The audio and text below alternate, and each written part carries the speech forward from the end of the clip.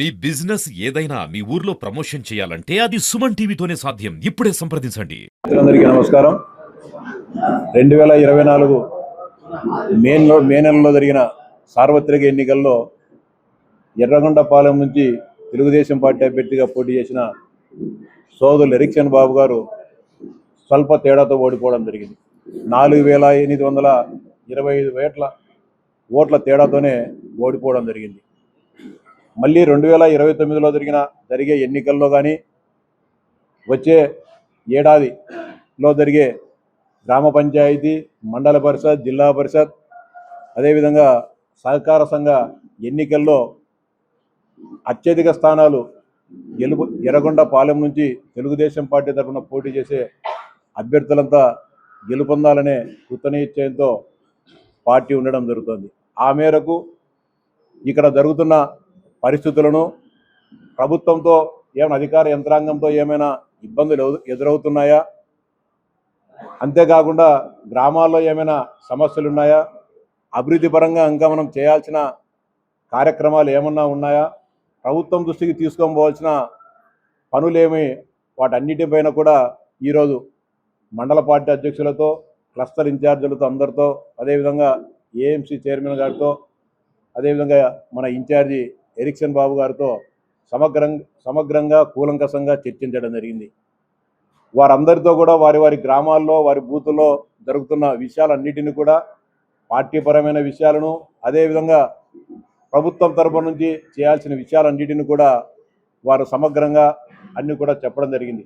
వాటన్నిటిని కూడా పరిశీలించి సాధ్యమైనంత త్వరలో, అంటే కొన్ని ప్రాంతాల్లో సాంకేతికపరమైన కారణాలతో రేషన్ షాపులు ఇంకా కొంతమంది అవినీతి పరులైన వైఎస్ఆర్సీపీ డీలర్ల చేతిలోనే ఉన్నాయి.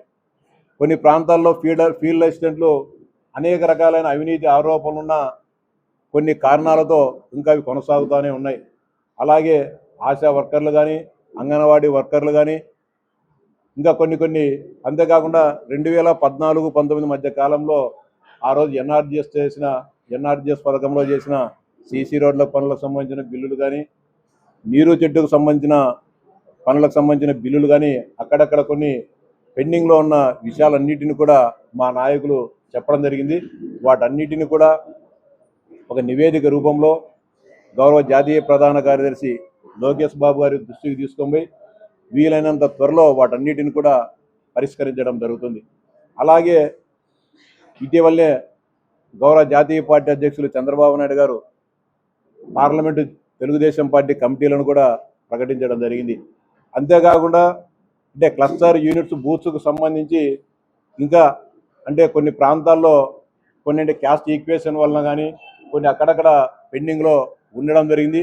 వాటన్నిటిని కూడా ఎర్రగొండపాలెంలో ఉన్న అన్ని బూతులను, యూనిట్లను, క్లస్టర్స్ను, మండల కమిటీలు ఎక్కడెక్కడైతే ఏమైనా గ్యాప్స్ ఉన్నాయో వాటన్నిటిని కూడా ఒక 4-5 రోజుల్లో భర్తీ చేయమని చెప్పి ఇన్ఛార్జి గారికి, అదేవిధంగా మండల పార్టీ అధ్యక్షులకు, క్లస్టర్ ఇన్ఛార్జెస్కు అందరూ కూడా చెప్పడం జరిగింది.